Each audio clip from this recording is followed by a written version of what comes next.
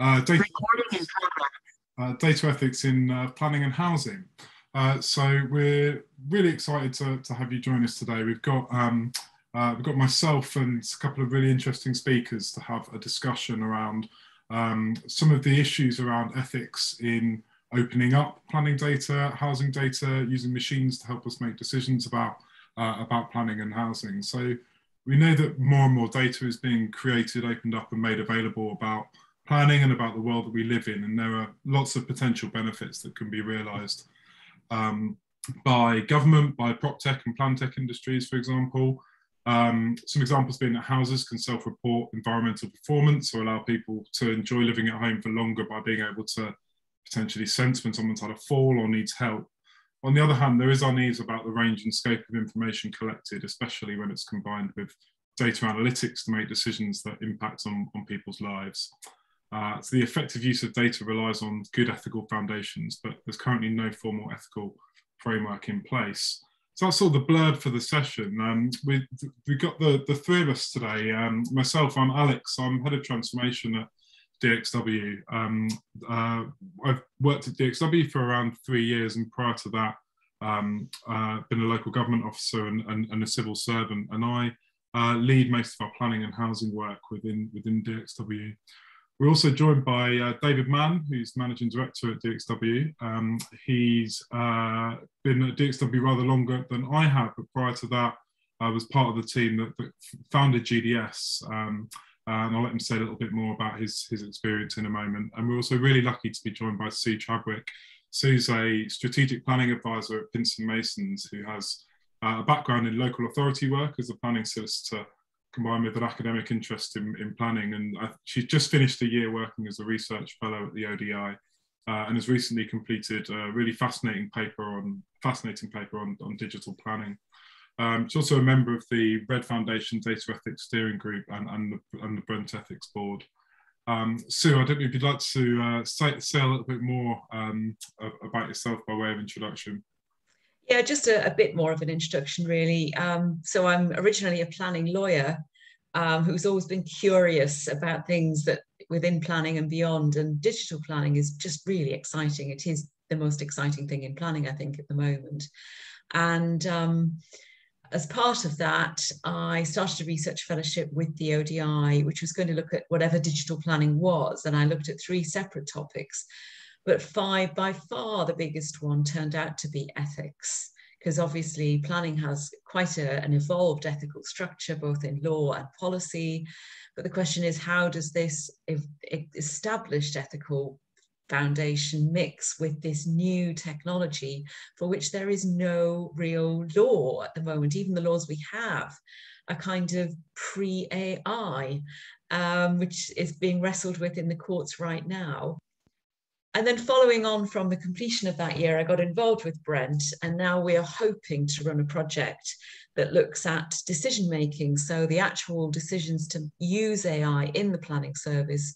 What we're going to try and explore is ways of formally recording those decisions with an explicit reference to the particular technology being used and the particular risks associated with it. Brilliant, thanks for that, Sue. And Dave, would you like to say a few words about yourself and maybe about DXW? Sure. Hopefully you can all see the DXW logo in the top left-hand corner of your screens. DXW is an agency that works exclusively with the public sector and the non-profit sector. We design, research, build and operate public services. So that's everything from the teacher vacancy service that we built for the Department for Education to help them recruit teachers, all the way through to the work that Alex has been leading in planning, where we've looked very closely at collaboration between local authorities, monitoring affordable housing, and the current project we're working on, mapping the planning system itself, looking at the possibilities that might bring. So my interest in this really is from the perspective of delivering, building those services and some of the unintended consequences of some of that. I've been involved in government now for over 20 years. I started at the office of the e-envoy, which was the first attempt at some sort of GDS. And it was quite interesting because we were doing things for the first time, a lot of new technology. So some of the similar sort of questions that we're seeing now, I've sort of dealt with throughout my career. So that's really why I'm here. Thanks, Alex. Fantastic. Thanks, Dave. So we're going to have a sort of structured conversation around some of the issues today. And we're going to start by looking at sort of what's going on in this area and some of the good things that are happening, some of the not so good things that are happening, and some of the issues and options that we have around getting things right. We'll then look at kind of how things could work and where could people make a practical start on some of these issues. And we'll hold some time at the end for any questions from the audience. I think the chat's open within this Zoom call, so if questions come to you as we're talking, please do pop them in the chat. We'll try to come to them at the end, and then we'll leave some time at the end for any to address those and pick any others up that you might have. So before going any further, let's start looking at kind of what's going on. It's when we were prepping for this session, we were talking to Sue about how the government had said it would produce an AI strategy, but it hasn't yet emerged. But as with any kind of live issue, that's changed in the last 24 hours. I wonder, Sue, if you'd like to say a little bit about what you've seen from the AI strategy so far. Yeah, imagine my delight when we prepped this on Friday saying confidently no AI strategy, when the AI strategy popped up at 3 o'clock yesterday afternoon, all 60 odd pages of it. And I thought, oh my God, I'm going to have to say something sensible about this tomorrow. So I've had a quick look through, and I haven't looked at every page, but it's an interesting document. I think maybe the first thing that's interesting about it is that it's not regulation. So we're overtly taking a very different approach to Europe, who have got 150 pages of a draft regulation that's been out since, I think, April or May this year. So that's one big change, really, from what we would have had pre-Brexit. We're not tethered to Europe. We've got our own path to take, and this is the path we're taking. I mean, no real surprises that the first three intentions are invest and plan for the long-term needs of the AI ecosystem, support the transition to an AI economy, and ensure that we get the governance right. So nothing I think anybody would disagree with there. But even if you just look at the document as a whole, what I found fascinating was that you've got, of the 60 pages, a good third of it is just getting it adopted into our system. And then there's another great big chunk on benefits of AI, only 10 pages on the governance side. And then if you look at the initial pages for what they're hoping to do in the next 3, 6, and 12 months, the trustworthiness and adoptability and transparency of AI is under the heading of long-term, which is 12 months and beyond. So it could be at least another year before there's that explicit engagement with the trustworthiness and transparency. They are saying that within 6 months, there'll be a white paper on governing and regulating and an analysis of transparency. And I think what I'm finding very sort of hopeful is the idea of an AI standards hub, because there are even now so many standards out there that say different things. And there's brilliant guidance produced by the ICO and Turing, but it's, again, massive document. You really have to commit to get anything useful out of it. So, yeah, good to see. I'm not sure that there's quite enough emphasis on getting it right as opposed to getting it done. And I know that's a tech thing, you know, move fast and break things.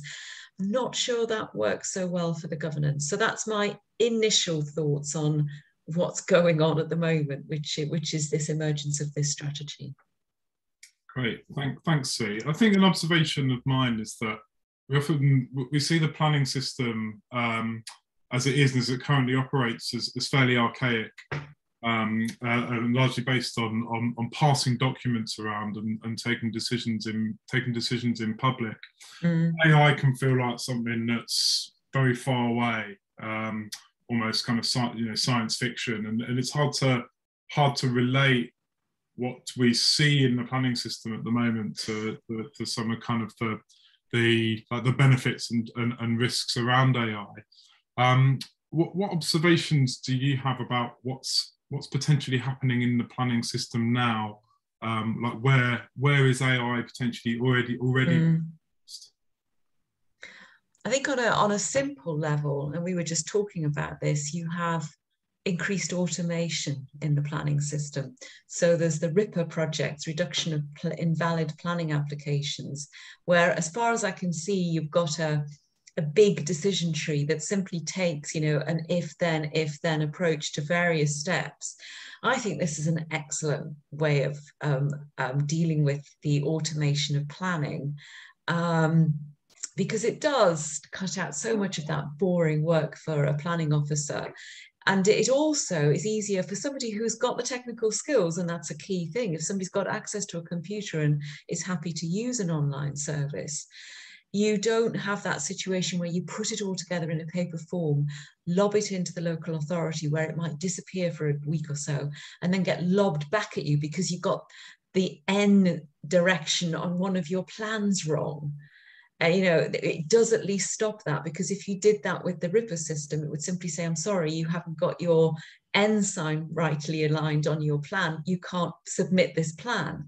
So there's that kind of quite simplistic, and I think there's enormous scope for more of that in planning. More of the interesting thing, I think, is the use of sensory technology together with quite complex analytics and predictive modeling to take real-time environmental information and not only use that to assess impacts, but to model impacts. And I think that's where it gets really exciting with planning, that you're not just having people producing paper reports of competing theories. You're able to say, this is the data today, add 500 more cars, this would be your air quality. Add 300 more trees, and this is the mitigation. And to be able to model that in real time would be brilliant. But that's complex AI. That's where we would really, I think, have to be not just looking at the evidence, but looking at the technical side of it as well as part of the decision. I think, just to jump in at that point, I think that what's interesting around some of those sensory technologies is the rush to adopt without fully understanding the implications of that. I know that's something that we've all discussed before. There is a typical scenario where the executive of an organization will go to a tech show and be wowed by the latest hype technology. And these technologies have great power and great potential, but there are some sort of basic questions that need to be asked about how they will operate in reality. NCSC recently released the Smart City Security Guidance. So all of these connected devices that are appearing in cities, what is the governance around that? How are you ensuring that those devices are patched, kept up to date? There's that operational security aspect of it, and the unintended consequences of things should they go wrong. Yeah, I mean, just sort of thinking off the top of my head, it would be, you can imagine you're a hard-pressed ecology officer who wants to know about the species on a site using edge technology to record what was out there. And obviously it's complex technology, but all it's doing is recording wildlife movements. Fantastic.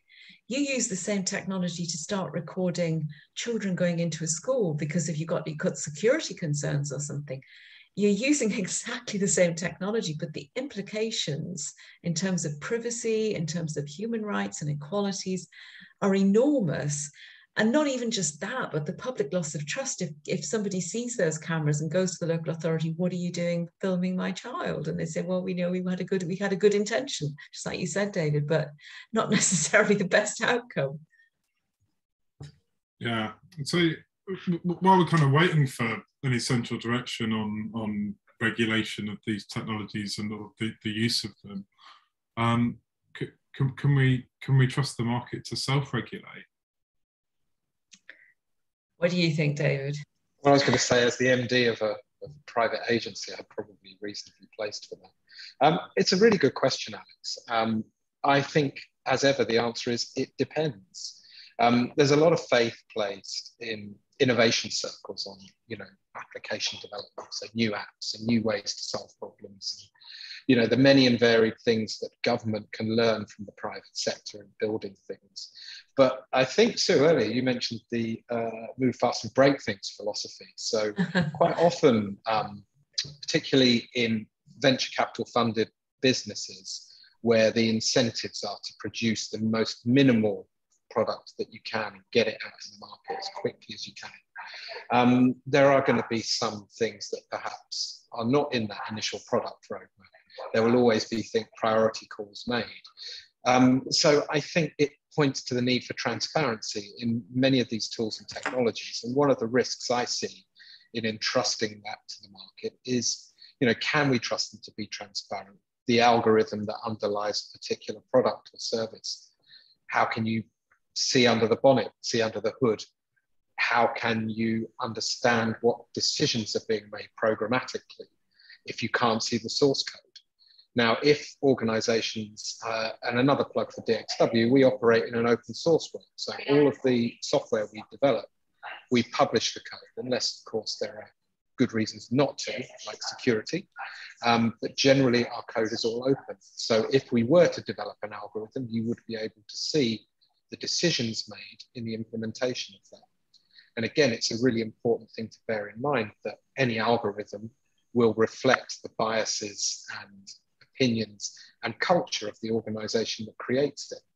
So I think that there is an onus on the private sector to be responsible citizens here. And I think that depending on the type of application, it points to the need for some sort of governance. I don't think it's possible to just, trust that the market will take care of all of this stuff. We've seen, again, I mentioned the NCSC. I'm sorry for throwing acronyms around. That's the National Cybersecurity Centre.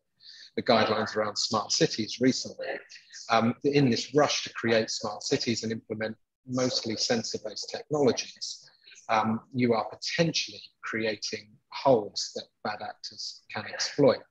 And again, there really needs to be a partnership, I think, between the private sector and government to get these questions answered in a transparent way so we can know what's going on and build that trust. Without trust, no one is going to use these things. Yeah. And I mean, my background is mostly local government. And I think there is a lot that it's really hard when you start saying things that local government should do this and local government should do that, because we all know that everybody's under-resourced at the moment. But there are established governance frameworks. Local authorities are pretty rigorous about how they procure new technologies, new services. And I think there's a lot of scope for a relatively simple extension to current procurement questions, to expand those questions to take in those key questions like, where was the data tagged? How did you, the supplier, make sure that it was non-biased? What's the makeup? What's the makeup of the team that developed this? The difficult questions. Actually, if you are cynical, as at my age I do tend to be, about what the private sector will do, one way of pushing the ethics, if you like, back to the private sector is to say, we're procuring your technology. Here's our normal procurement questions, and here's the procurement questions we have for AI, and we'd like you to answer these as well. And your offer will be rated on them. There's nothing quite like that to get the private sector jumping and complying, and of course, as a lawyer, I think law is the answer to everything, but it is a useful tool for a local authority to have, I think, and relatively simple one to develop. Yeah, I was going to ask, to building on that, what you sort of think the features of good regulation in this area should be, given the things that you said, like local authorities are very pressed for resources, additional processes kind of cost money. Do we want to stifle innovation? Do we want to support it? And what do you think a sensible government should be looking at in terms of the right kind of regulatory regime? Well, just as it's easy to think that technology is the answer to everything, it's also easy to think that if this is just an impossible thing to do and that ethics are new. And in fact, particularly planning, ethics are, we haven't called them ethics up till now, but ethical questions have always been part of planning. So you've got the hard legal edges like equalities and human rights and even procurement regulations. But then you've got the softer stuff like the Nolan principles, like codes of conduct. And I think really strongly that we shouldn't be reinventing this wheel or even inventing this wheel. We take existing ethical structures and we just, retrofit them or fit them up, if you like, pimp them up for AI. So that if you're thinking about the Nolan principles, there's things like objectivity, selflessness, all of that could be built into procurement questions. And you could, technically any decision of any weight has to be made publicly by an officer anyway, either an officer or a committee or a council. Why not start using those officer reports when you adopt a technology, when you decide to use a technology, that it's on the record, you started to grapple with the issues while the technology is still relatively simple, and you're protecting the officer who has made that decision. Because otherwise you could have, if we do get these problems, if we do get problematic unintended consequences, some hapless planning officer is going to be on the hook because they simply tried to fix a problem quickly with using minimal resources, which is what the government's asking them to do. So it's a long-winded way of saying, take the existing structures and adapt them to this new technology. Don't think you've got to start from scratch. And if you're a private company, you're thinking of adopting technology, similarly, take your existing decision-making, take your existing codes of conduct and simply add ethical principles that fit in to this new world. David, am I being too optimistic here? I think, no, I agree there's prior art here. I think that an awful lot of the tools at government's disposal, for example, through the procurement system, through its supply chain, are the way that they can not just regulate, but promote good behaviour, good citizenship, if you like. There are lots of ways in thinking about a particular piece of software that you might want your organisation to use. There are a set of questions that you should always be asking before you make that purchase. If you're thinking about larger organizations, issues of duplication, lots of people buying the same thing, adding some sense of ethics into that procurement process. And it could just be a simple addition to classic information security. So where is the data hosted? Who has access to that data? Who controls that data? What protections do you put around the transfer of that data at critical points? Do you have a coherent map of the systems that you have? An interesting observation from many years working in housing associations is often that the network topography diagram, so the picture of all of the systems, is never complete. It's a bit like painting the fourth bridge. It's that job that just keeps on, keeping on. IT departments all over the world are struggling with this, ever expanding estate. So again, some simple controls are really helpful here. And again, that sort of ethical dimension, a lot of it is rooted in some of those more practical questions. How does this thing actually work? This data that we're recording and collecting, is it wise that we are collecting and recording and holding this amount of data? What could happen potentially if this data got into the wrong hands? Those are all legitimate questions, I think. I think actually building on that, Dave, the scope, and I'm thinking about it, if you were a planning officer and you've been offered this super piece of tech that will fix all of your problems, say for consultation, and you do the right thing, and hopefully your local authority might just have a tech strategy. One of the other thing that happened, Alex, yesterday afternoon, alongside the AI strategy coming out, was that the Mayor of London made a statement saying that they have got an emerging tech strategy, and he's encouraging local authorities in London to be more open and more ethical with their technology. I can't think that's not partly in response to the AI strategy coming out. I can't think that's unconnected, but it's that kind of, you know, if the GLA is doing it, others people can follow. And I think actually Leeds is a bit ahead in this area. Leeds is one of the local authorities that's actually, I think, a bit ahead of London in terms of having digital strategies and smart strategies. So you say you're this officer that has adopted this technology. You did your procurement properly. You asked the right questions. You adopted the technology. You got something on record saying why you adopted it, what the risks were. I think you could also at that stage say, this is different. This is a technology maybe based on machine learning. I know that one of the risks is the machine will go rogue and start making decisions that get to the goal quickly, but don't necessarily do the right things ethically. Let's make sure there's a human in the loop. Let's review this whole thing in 6 months. Let's check whether there were any glitches. Let's check that it's still doing the right thing. That's one of the things where the ethics needs to be different in the future. You can't just lock it and leave it anymore. And in that sense, it's more like dealing with contaminated land, where if you had I mean, my background's in planning. If you had a volatile chemical under your housing site and you weren't sure about it, you wouldn't just check that once. You would go back in 3 months, in 6 months to check that it wasn't causing problems. And you can adapt the same approach to a digital technology, I think, and particularly to AI. Yeah, I think. Good, Dave. Sorry, Alex. I was going to say there's again in any good information management, information security policy, it's not just do it once and then leave it. There is a review. There's over time, different layers accrete on top of layers within systems, within complex organizations. The picture that you have on day one is going to look very different in a year's time.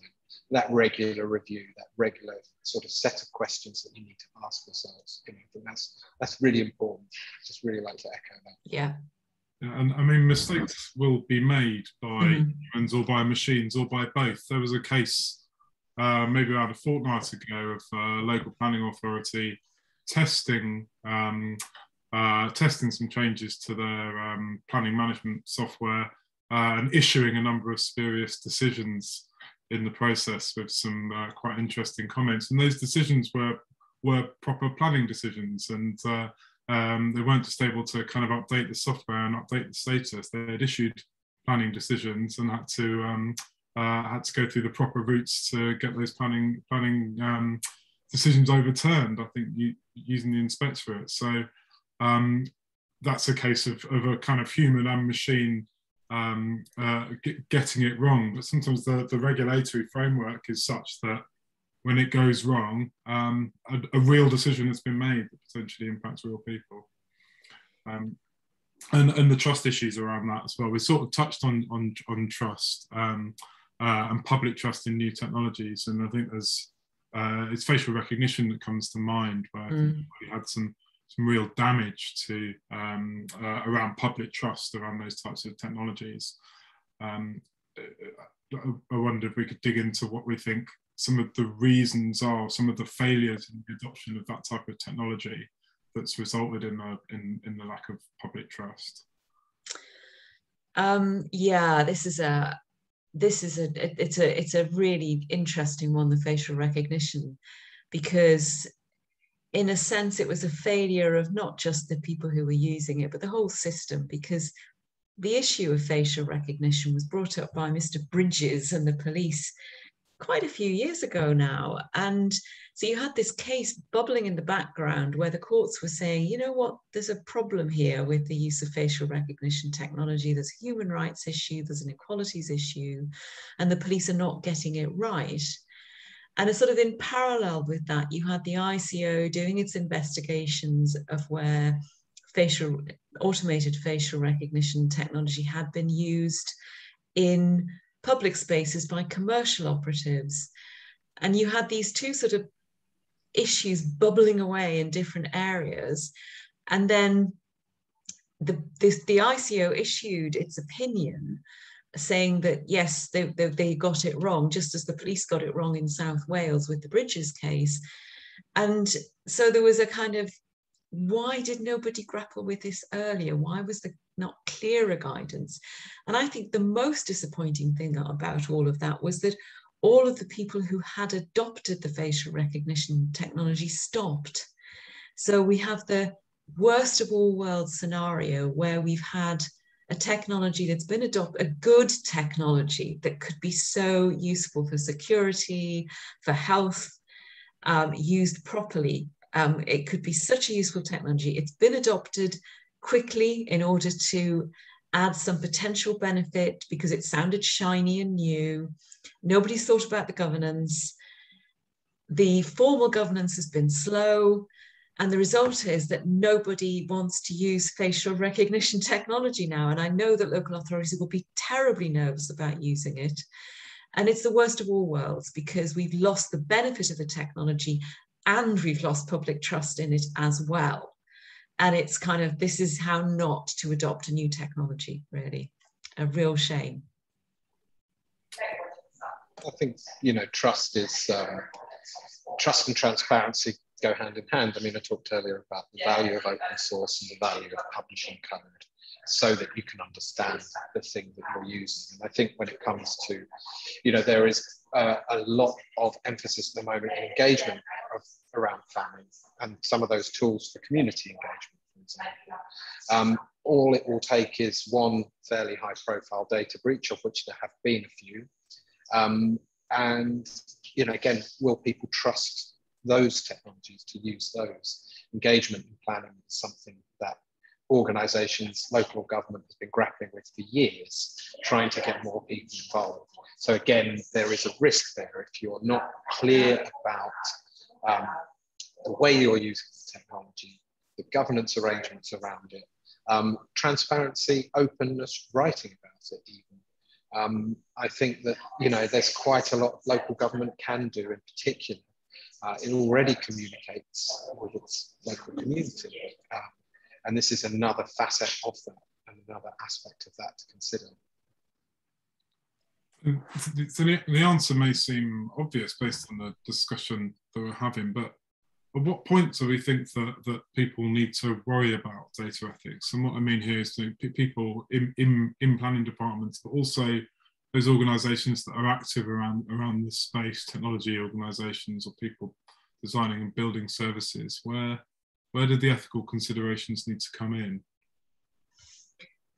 I wouldn't say that people need to worry about it all the time. I think it is more a question of not ignoring the issue.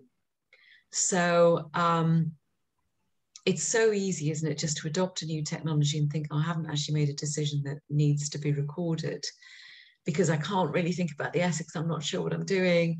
It'd be so much better to say, we're going to adopt this technology. There is guidance out there on public procurement of AI. Have a look at it, write a report based on it, even if it's a page, have that report, have that decision out there and do it while the technology is really simple. And I don't think there's any reason then to be worried about ethics. We've never been worried about ethics before. It's just gone hand in hand with all public sector decision making. This is not, it's different in some ways, but it's not impossibly different. It's just a new technology. And I mean, we were talking last week about STEAM, and actually the AI strategy says, you know, this is just a technology like STEAM. We're at the stage now of, if you like, we've got the technology, we're now writing the timetables, we're making sure that the trains run to meet each other in a way that is practical, that the tracks meet, that we don't have any casualties as we develop the network. So I would say, don't worry about ethics, do something about ethics. Do it now, do something today about ethics. Yeah, and I suppose not building technology for the sake of technology, I think is kind of really, really important thoughts. That what user needs are you building to? What's the humans' role in this? What's the loop? David, do you want to come in? Yeah, I mean, I think something that struck me again from sort of thinking back over projects, many and varied over the years, and the sort of technical and digital literacy, particularly amongst senior leaders. And, you know, that's increasingly, I've lost count of the number of meetings where the person responsible for the £200 million technology program would start the meeting by saying, I know nothing about technology, but here we are. You know, that's not good enough anymore. I think policymakers and practitioners need to understand this stuff. It's, you know, it can impact, it can have huge impact, particularly if you're not assessing the full sort of potential impact of the changes that you're making. And I don't think it's really acceptable in the 21st century now to have this kind of attitude that, you know, it's tech, it's over there, someone else will sort that out. You know, the whole thing with, you know, digital tools in planning. I mean, there are many things that can be done that will open up vast swathes of data that can be used for good as well. You know, the monitoring of the built environment once things are agreed. I mean, it's very difficult, it seems, for local government, short of going around and physically looking at things and filling in forms and spreadsheets to actually see, well, what was built off the back of this planning concern. So opening this data opens up huge possibility there. But again, it's incumbent on leaders to understand technology better, I would say. And maybe to stop thinking about technology as this big, scary thing that you don't really do. We're all doing technology now. We're all digitally literate. We're sitting here on a Zoom call. We're probably all using laptops or handheld devices. You know, we're carrying around devices that have equivalent computing power to the computers that put people on the moon in 1969. So I don't think it's acceptable anymore to just sort of put your head in the sand about that. Senior leaders really need to grasp these things and try and understand them. Or at the very least, listen to people who do and be open. And I would add to that, I'm banging on about decisions again, but if you're going to make a decision about technology in a public space and you're not sure about something, fine, you say so in the report. There's a legal implications section. There's always a section in any report in government, in local government, that says this is why we're doing this. These are the things. These are the ways we could have done it. And you could say in that report, we could have done nothing because we have concerns about X, Y, Z. But we are taking those concerns about X, Y, Z. We're going to go ahead anyway. We're going to review in 6 months. We'll cancel it if it doesn't work, or we'll do it as a test run, as a sandbox, because we're not sure. And if we like it, then we'll expand it. And it's kind of, if you like, being transparent about your doubts, because no decision's perfect. People make decisions about planning applications all the time when they don't actually know what the outcome will be. Why not just build in what you don't know into that public decision? And then at least it's very clear, you know, the known unknowns, if you like, and that they are taken into account as part of the decision to adopt that particular technology. It is, as you say, David, it's the transparency that's missing. I want to just build on the point around around how humans interact with new technologies or new services as they come along, and kind of the dangers of if technology or the service not being built around the needs of that person, and the creation of workarounds where processes aren't being followed as you might expect them to be. And I wonder, maybe Dave, if you could draw on any experience in terms of building services for real people around some of the sort of pitfalls and dangers of workarounds being established because services aren't meeting their needs. Oh, I could go on for hours, but I won't. I think if everybody breathes a collective sigh of relief. But I think we do a lot of work at DXW on what we call shadow systems, where you have unmet needs, big systems put in place, often through a long-winded procurement process. So by the time the thing's actually implemented, you're 2 years down the line, it doesn't necessarily meet the needs it was intended for in the first place. You see it play out on corporate IT networks, for example, with restrictions on file sharing, which mean that people will then copy data onto personal devices or use personal emails or all of those kinds of workarounds. And there are always unintended consequences of things like that. And a few examples in government where memory sticks were left on trains in years gone by, which led to the wholesale locking down of systems, which meant it was very difficult for civil servants, public servants to do their jobs. And they would have to create these workarounds in order to get things done. And over time, those shadow systems become sort of semi-tolerated. And there then become somewhat official, unofficial systems, if you see what I mean. But again, it opens up all sorts of questions about where that data goes. Are you confident in the storage of that data in that computer under your desk? I think those sort of unmet needs are a really interesting thing to research. So in planning teams, for example, where the guidance and the sort of processes that one follows are quite prescriptive and reliant on entirely proprietary systems. I think we've talked about the sort of open source world before, but much planning actually is locked away within proprietary formats and proprietary systems. So again, that's another reason why people will come up with workarounds. People are brilliant. They can do programming in spreadsheets and come up with all sorts of things that will get around whatever policies have been put in place that don't meet their needs. So it's a long-winded way of saying there's danger in those unmet needs, but there's also gold. If you want to design systems that take these things into account, that take user needs into account, also those kind of ethical considerations that users of those systems might need to make and decisions that they need to make, then those unmet needs are a source of insight that you can design a new system from. Great, thanks, Dave.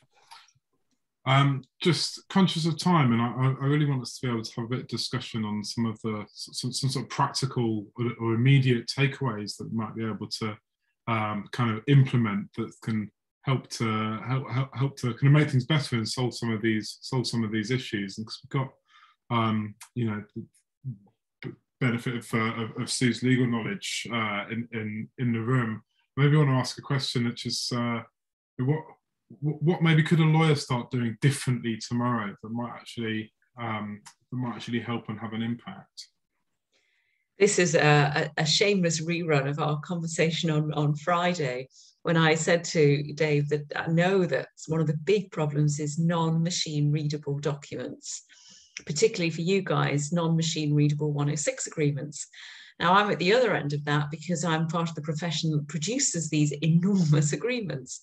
And I think what you might have discovered for the first time on Friday afternoon when we chatted about this is that when at St Mason's, for example, we complete a 106, it is on our checklist that we should scan the signed PDF into the system. So it is actually on our checklist to produce a non-machine readable PDF.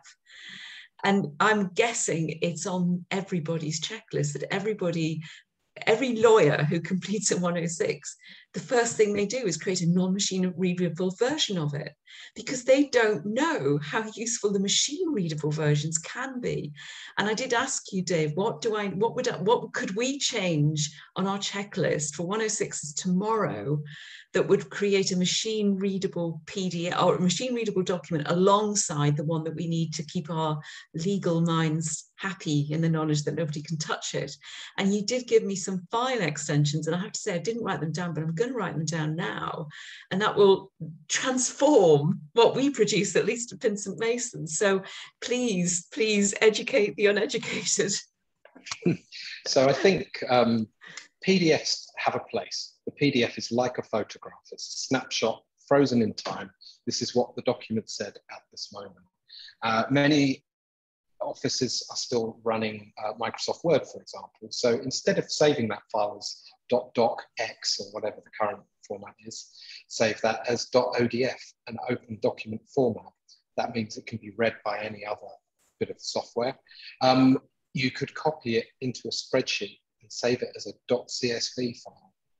And we do an awful lot of work with CSV files. It's a very useful machine readable format that allows us to consume data in a very efficient way and then perform queries on it. It's a good, simple way to create a way of transferring data with minimal machine intervention. So yeah, create a CSV file would be my top tip. Well, what I'm going to do as a result of today, I'm going to go back to my colleagues, and the next time somebody completes a 106, I'm going to ask them for a copy of the completed document unsigned. Then I'm going to play with it and see how easy it is to create those files, and then I'm going to put it on our checklist. And we will do the same as a recommendation for all of our local authority clients. So it might not fix your problems today, but it will at least have done something really simple, which just shows you how easy it is to get digital. I mean, that is not rocket science or even digital science. It's just something really simple, isn't it? Yeah, it's definitely a start. And I think so much of our conversation today has been around from kind of this point onwards. What can we do with data? Where might new data come from? How might decisions be taken on that data? But we have all of the existing data about the built world, about the planned world, that is locked away, at best in PDFs, at worst it's still in filing cabinets. And many of those PDFs where they are, as Dave says, they're photographs of documents with you know the holes from the hole punch still visible to see. So really very difficult for a machine to get the information in there. So making those documents machine readable is definitely a start. I think in the future we really need to be that information needs to be being collected in a clearly structured and standardized way, so that nobody's needing to kind of create new services that can scrape these things and make that data available elsewhere. And sort of to end almost where we started, I think we were talking about the S106 having a legal purpose, and maybe a PDF for an S106 is not a bad thing. It's a legal document. It needs to be kind of, you need to have certainty that is the document that was signed. But there are a bunch of data points within that document that are really useful for the system at large. And could they be collected and published in a different way, so that new tools, services, use cases could be met from finding those pieces of data. We've got about 10 minutes left, and I'm going to ask if there are any questions from the audience. But before I do that, are there any sort of final observations or points that either of you would like to make? Well, this is again a bit of a shameless plug, but the paper I did for the ODI, like you guys, I realized just how much guidance there is out there without anybody actually grappling with the practical. So I played with a procurement checklist, an AI strategy, and a decision to adopt a chatbot as public documents. If anybody's thinking of doing any of those things, feel free to use my report as a starting point. Again, you know, I like the idea of open source stuff, and I think governance can be open source as well. So if anybody does want to have a go and play, please do use my text and come back to me if it doesn't work as well, because that's how we learn. Yeah, and it's Sue's digital planning paper is a really interesting and useful kind of library of all of the things that are happening in this space. So I do really recommend people having a look at the paper. And for me, it meant I could fan off in all sorts of different directions to see just how many organisations and people are thinking and working in this space. Dave, any final observations from your side? Yeah, I think, you know, as ever, it's been interesting to think about the application of these technologies, how people actually use them and how organisations implement them. And there's obviously prior art that we've talked about, things to do, good practice around procurement and the sort of exercise of keeping systems up to date, patching and things like that. I think there's probably another thing to consider as part of the decision whether to buy something. Have a good look at who you're buying from and try and understand a little bit more about why they're trying to sell to you and what the implications of the service are for the vendor as well as for you as the organizational user of the thing. We use a technique in some of our research projects, consequence scanning, which I would recommend people look up and have a think about, which is, you know, imagine all of the wonderful things that can happen with your service, but then again, imagine all the bad things that might happen if that data fell into the wrong hands, or if the service itself was used for an unintended consequence. So you might be making it easier, for example, for a particular bad actor or a particular bad behavior you might be making life easier for them. So I think consequence scanning and really thinking about the full sort of roundedness of a decision before you make it. I think I invented a word there, roundedness. So apologies. Very useful advice and a new word for us all. So thanks, thanks, Dave. We've got a few minutes. If people do have any questions, please feel free to pipe up directly on the call or drop a question in the chat. We'll also be, I think a recording of this will be made available on the Leeds Digital Festival website, and our contact details we can share. So if anyone does want to follow up on any threads of conversation, it'd be really great to hear from you. But if there are any questions, please do fire away.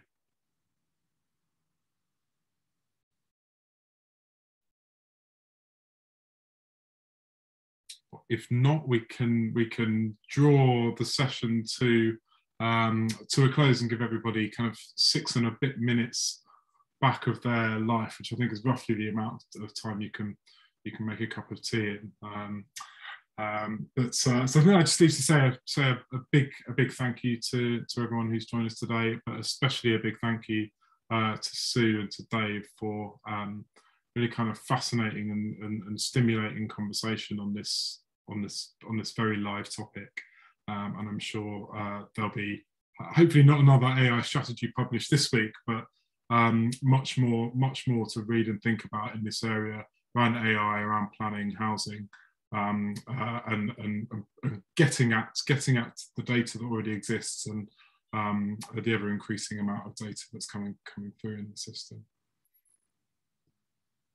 Great, thank you everybody. Thanks everyone. Thank you all.